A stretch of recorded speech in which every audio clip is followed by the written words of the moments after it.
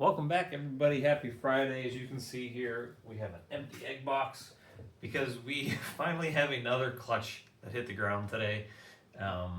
This will probably be the last clutch of 2024, and it's clutch number 15. I didn't have a lot of clutches this year. I hope, as most people did, is they kind of pared back, made sure they were making actually better pairings and not just all of the pairings. So I only had up to 15 this year. I have a TSK or slash black exanthic female that is ovulating right now. So she will lay her eggs in physically in 2024, but because it's not going to hatch until 2025, I typically say the clutch is for 2025 if it hatches in 2025, even if it's laid in 2024. So this will be the last clutch of this season because my incubator is empty until this one goes in there. So what this is my Super Orange Dream Yellow Belly Fire Clown Pied male, whose name is Wolverine because he has that really cool yellow head with that nice black arrow kind of pointing through his head, to a pastel leopard clown het pied female. She's a possible super leopard, so I'm hoping that with this clutch we prove that out a little better. I have the physical records, the pictures from her clutch last year because she did lay for me last year too. I think over the summer, maybe July-ish in 2023. So I'll have to look back through those babies plus with these babies and figure it out. Now, the nice thing about this clutch is last year she was bred to a pied het clown male. I think he was like a pastel ODYB. But it was like a reverse pairing, meaning instead of him being a clown het pied, he was a pied het clown. She was a clown het pied. So I think she did make, well, actually, let me pull out her one baby that I kept.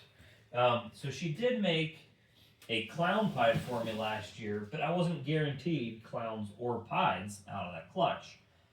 And the nice thing about the pairing that I have her going to this year, so here's the girl that I kept from her last year. She is beautiful. Super pastel, probably, I'm assuming it's leopard. There's something else going on in there, I think, other than just super pastel, but she's really pretty. Really kind of kept the bright colors pretty well. So she did produce clown pieds for me last year, and whether or not they were all leopards, I don't know. But this will make it a lot easier to figure that out. Not only because the male and her together will make all clowns at the very worst. We're either going to have clown het pieds or clown pieds. So it makes it like super easy, which is why I really highly suggest trying to use visuals or double visuals, at least on some part of your pairings, because it makes it really easy when you're not having to shed test everything. But if she is super leopard, it's going to be a lot easier to ID all these babies as being leopard or not. So if she is super leopard, I'll probably wait until he's hatched to figure it out. She might stay here if she ends up being a super leopard, because it's kind of a neat thing to have, especially in clown stuff. Everybody knows leopard works extremely well in clowns. So the fact that she's a double recessive and super leopard, that'd be really cool. And the clutch looks nice. So it looks like, I think her clutch last year was 6 eggs, and they were all nice, perfect eggs. This clutch looks bigger, and they all look good as well. So I'm actually going to pull her out now. Hopefully, I couldn't tell if she had them all out or not, of the, if she laid them all or not, but we will soon find out here. She was a bigger girl. She had off, if you can see her there, look nice and pearly. She had off a pretty good time. I don't think I started pairing her again until April. So she went from, she laid in July, and she didn't start getting paired again until April. She seems pretty calm compared to some of my other snakes, so I think we're good here. I don't think she's going to be too angry with me. She had a long time off between clutches, so, I'm hoping, let me see. I don't think, it's usually easier if I do it it this way. I usually always run my fingers down the belly just to make sure. Yeah, she's empty. And she actually looks fantastic still. She looks in really good shape for a snake that just laid a bunch of eggs. And we have 1, 2, 3, 4, 5, 7. Not a huge clutch, but it's, I guess, above average and a little better than I get most of this season. Let me weigh her to see what she is, because I am curious to see what she weighs right now. She's still 1,900 grams. She's 1,895. So this is why I usually typically wait for my females to be a little bigger when I lay, because she's still 1,900 grams, and I would assume these eggs look pretty big. So I bet you they're probably 700 grams total or so. So she was probably 2,600 grams or so, pre-lay, and she's still, I mean, she looks nice. She looks very good. She has a very good body shape. So I would assume, this is like a snake, could probably lay every single year at the size she's at. I think she's empty. She might have. I can't tell. There's a slight possibility she has one left in there. I don't think so, though. I think she is empty. So let me get her. Well, let me get the eggs, and I'm going to put her away. I was kind of afraid these weren't going to fit in this egg box, but they will. I thought there were going to be more. I'm not getting like real good odds of getting. I don't know if I had any clutches this season that were over 10 eggs, which, obviously more eggs are usually always better, especially if they're good eggs. Having less eggs is never typically a good thing, because if a female's gonna lay a clutch of eggs, you're better off having a lot of them, especially in some of those. I think I had my lightning pied clutch. My first one was 10 eggs. So I think that was probably the biggest one I had this year, even though some of these females were a little bigger. But obviously, getting clutches, if you're getting them, you'd prefer if they were bigger, because it gives you better odds at hitting snakes, and it gives you more stuff to hold back, and it gives you more stuff to sell, to be honest. So, 7's good though. I'm okay with 7. Like if most of my clutches were in the 7, 8 egg range, I would never complain, because I've had some crappy ones lately where I'm getting like 4. Now I'm hitting overall this year pretty decent odds in terms of like what's coming out of those eggs. And what I really want to do after this clutch hatches is have an end of year video. So that, these aren't gonna, if you don't know, my birthday is December 5th. These should hatch around that time. So it'd be really nice if I had some birthday babies. And with 7 eggs, half of these should be clown pies. So hopefully I get some decent odds. Hopefully I get at least 3 out of here. I don't know if I'd keep a male or not, because the only thing that male could get that I don't have in my current male that's breeding already is leopard.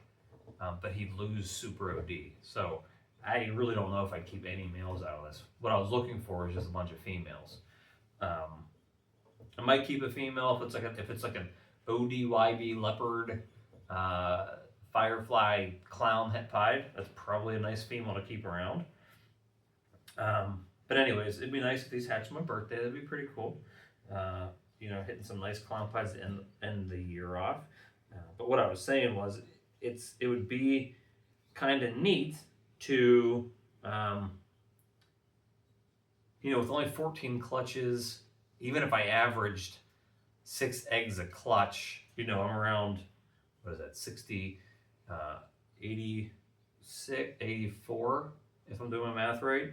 And I don't think I have that many, because I don't think I average 6 eggs a clutch, but 80, I'm trying to think. I have 12 holdbacks right there. 12. I might have, because I guess my season started early last year, and my first clutches this season, I should say this year, not last year.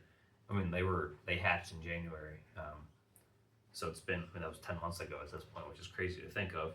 So I might have hit, around 84 eggs. But the whole point is I'm very curious to see, looking back, making a video in 2 months to see what all of my holdbacks looked like.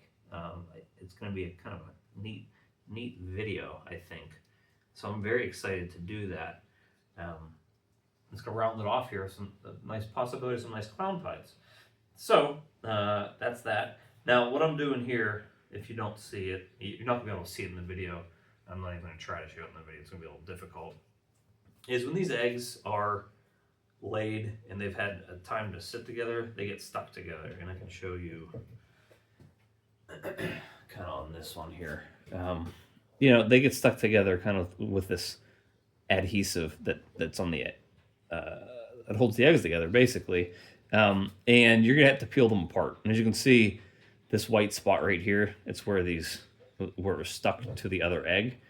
And basically all you do is you kind of peel from this side, and then you peel from this side, and you peel from this side, and you just keep easing your way in on each side by side, until they come apart. I have never ripped an egg. Ever ripped an egg. And that's because you kind of just have to take your time doing it. So as I'm talking to you here, I'm just kind of working the eggs apart. I tried the whole, unflavored dental floss, like plain wax dental floss before.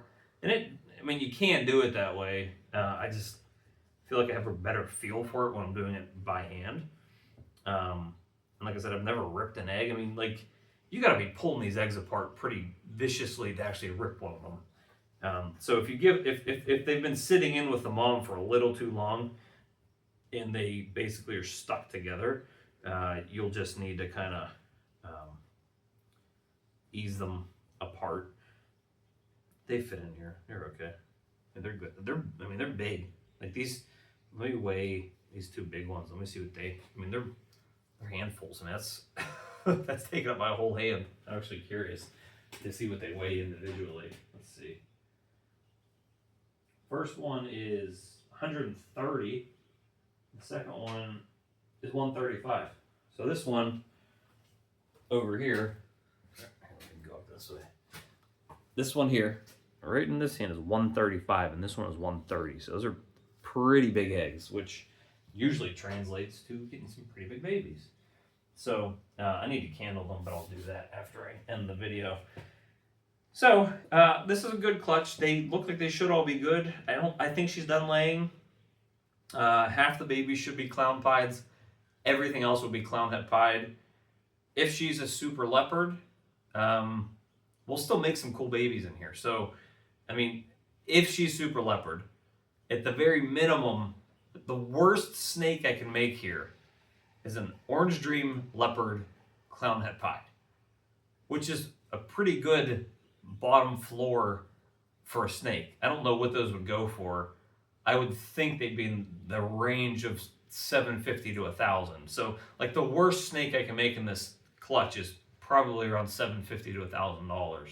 But at the best, I can hit an OD, Leo, YB, Firefly clown pied. That's a 5-gene clown pied.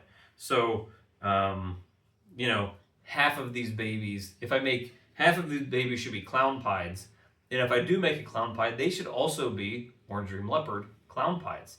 So, like, with your minimum snake being an OD Leopard clown head pied, and half of the babies should be visual pieds, which means half of the babies should be OD Leopard clown pieds. Really working with supers and working with visual recessives makes your life a lot easier. So I'm going to get these weighed, candled, get the mom weighed. I don't even remember. I think what I said, she was 1,900 grams.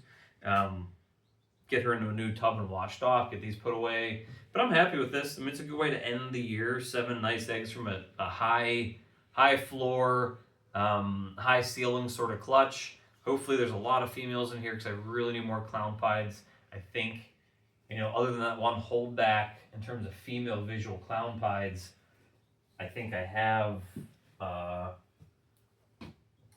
one female that I have working right now. I have another one, but she's also had hypo, so she's in a completely different project. That's it. I think I only have 3 double visual clown pied females. Yeah, that's it. Now I have a ton of females that are clown head pied that I produced last year that have 1, 2, 3, or 4 genes in them. So I'm not like lacking in that department, but double visuals are where I want to be. Like I don't want anything in here, to be less than a double visual in 2 years, because I have a ton of females from this past year that were ultramel het pied or pied het ultramel or clown. I think everything I kept last year was clown het pied and not the other way around. So, and this year I produced 4 lightning pied het clown females. So it's really just kind of raising your floor so that, and this clutch is a really good example of that, the minimum snake I'm getting out of here is potentially an OD leopard clown het pied. Like that's the worst snake I could get.